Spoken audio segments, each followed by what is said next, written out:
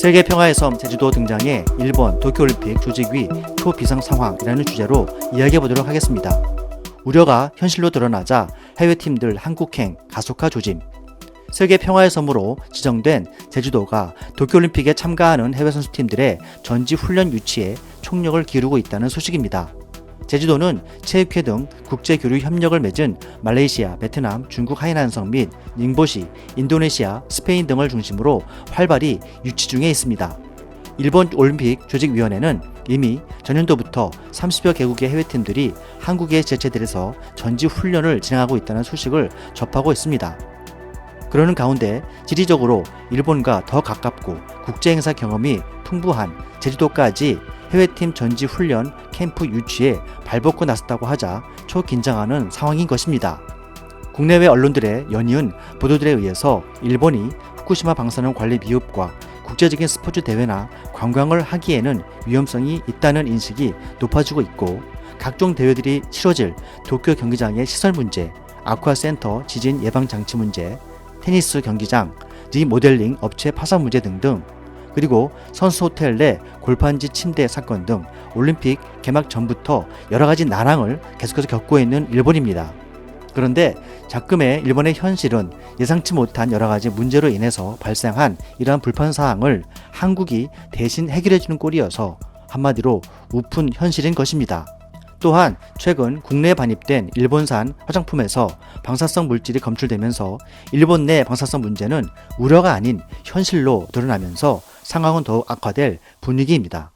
올해 1월 초 식품의약품안전처에서는 CJ 올리브영과 인터넷 쇼핑몰에서 팔리는 일본산 화장품인 마스카라, 아이라이너 등 10개 품목에서 방사성 물질인 토륨과 우라늄이 검출돼 판매를 중단시켰고 회수했다고 밝혔는데요. 마스카라와 아이라이너는 일본 시장 1위 제품으로 해외에서도 큰 인기 상품이라고 합니다.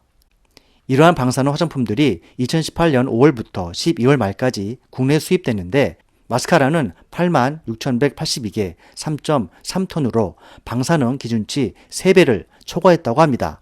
2019년 7월까지도 5.1톤의 일본산 화장품류가 국내에 반입됐다고 하는데요. 해외에서도 일본의 방사능 문제는 점차 큰 위협으로 인식되고 있습니다. 한편 일본 시민들도 아베 정부를 신뢰하지 않고 2012년부터 꾸준히 방사능 오염 수치를 전국 31개 지역에서 측정해 오고 있으면서 방사능 지도를 만들고 있다고 합니다. 일본의 대표적인 양심 과학자이자 핵에너지 정보 사무국장 다테노 준 공학 박사는 일본 정부의 데이터 은폐는 불가능하다고 말하고 있습니다. 왜냐하면 민간에서 이와 같이 끊임없이 조사하기 때문이라는 것이고, 그 측정 장비와 기술 또한 최고의 것을 사용해서 정밀하게 측정하기 때문이라고 말했습니다. 이와 같이 한국과 해외는 물론 일본 내 시민들이 조사한 수만 건의 명백한 증거들이 전 세계에 지속적으로 공개되는 가운데 우리 한국의 지자체들과 제주도의 유치 활동은 빛을 발하고 있습니다.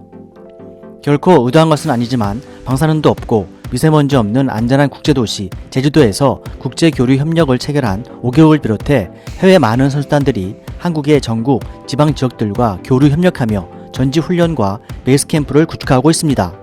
32년 만에 치루는 2020 도쿄올림픽에 30조 2천억 원이라는 엄청난 예산을 쏟아붓고 있는 일본은 한국의 도쿄올림픽 참가 206개국 중 상당한 규모의 해외팀을 빼앗길 상황인 것입니다. 실제 어느 정도의 해외팀 규모가 얼마 동안 한국에 베이스캠프를 칠지는 장담할 수는 없지만, 일본이 기대했던 200개국이 넘는 수만 명의 참가자들과 수천만 명의 관광객 유치라는 올림픽 특수의 많은 부분을 불가피하게 한국에 양보할 수밖에 없는 상황이 실제로 전개되고 있는 것입니다. 미스터 돌프 TV였습니다. 시청해주셔서 감사합니다.